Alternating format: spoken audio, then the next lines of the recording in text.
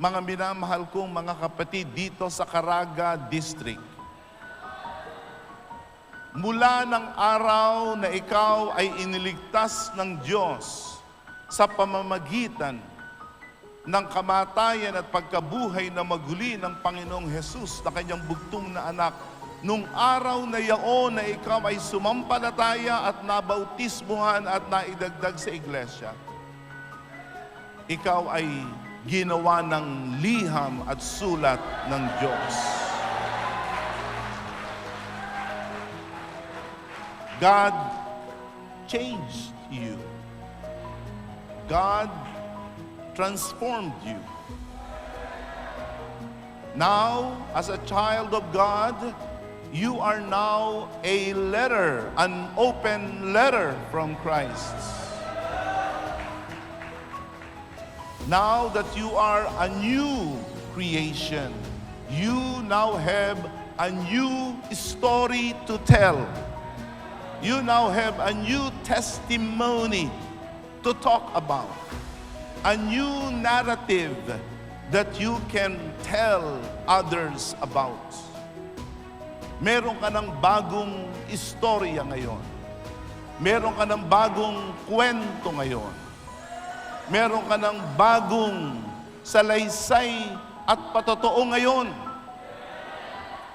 Kung ang mga nakaraang buhay mo ay mga kabanata na puno ng kadiliman, karumihan, pagkaalipin sa kasalanan, sa kapurihan ng Diyos na sumulat ngayon ang ating bagong buhay, ikaw ngayon ay may bagong pahina na.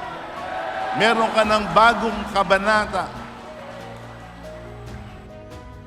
Ang pagiging tunay na sulat ni Kristo ay dadanas ng iba't ibang paninira ng dyablo. May mga panahon na ang dyablo ay pipilitin ng iyong pananampalataya ay sirain, punitin. Kung ikaw to, sulat ni Kristo, pipilitin ka ng dyablo na ikaw ay punitin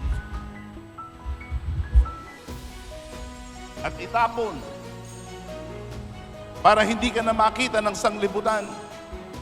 Sisirain, aalisin ang tinta.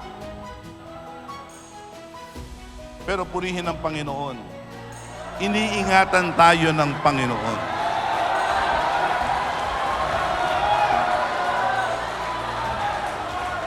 Ang sabi ng Panginoon, huwag mong galawin yung liham ko, ako sumulat niyan.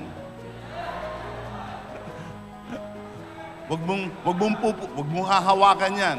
Wala kang karapatang hawakan yan. Ako ang sumulat dyan, hindi pa ako tapos. Hindi pa ako tapos sa taong yan. Sinusulat kong patuloy ang kanyang magandang buhay ngayon. Sa iglesia ng Panginoon, iingatan tayo ng mga sugo ng Diyos. As a Church of Jesus, the PMCC Fourth Watch is an epistle. Epistula.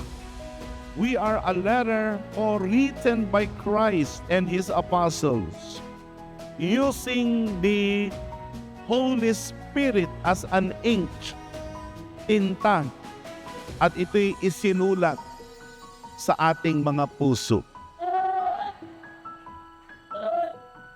Yan ay napakagandang paglalarawan na tayo ay mga buhay na sulat. Hindi tayo sulat na mula sa nakaraan. Hanggang ngayon, tayo ay mga buhay na sulat. We are living epistles. Living epistles. Ang tunay na iglesia ay tunay na sulat ni Kristo. Kaya ang tawag sa iglesia ay tatak. Seal of ownership. 1 Corinthians 9:2. 1 Corinthians 9:2. tayo ay mga tatak ng pagka-apostol.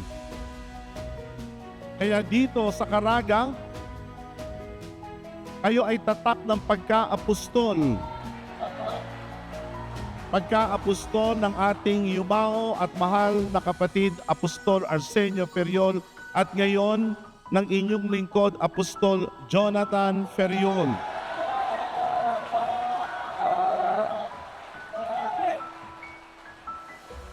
Ang tatak ay hindi kumupas. Ang sulat ay hindi lumabo. Basang-basa pa rin ng sanglibutan. Basang-basa pa rin ng mga tao sa sanglibutan na ang PMCC Port Watch ay patuloy na nakay Kristo at patuloy na makaapostol. Hindi nagbago ang penmanship, kundi lalong gumanda pa ang penmanship. At ngayon bilang Iglesia ng Panginoon, tayo ay patuloy na dinadanisay. Up until this time, God is making us more and more authentic.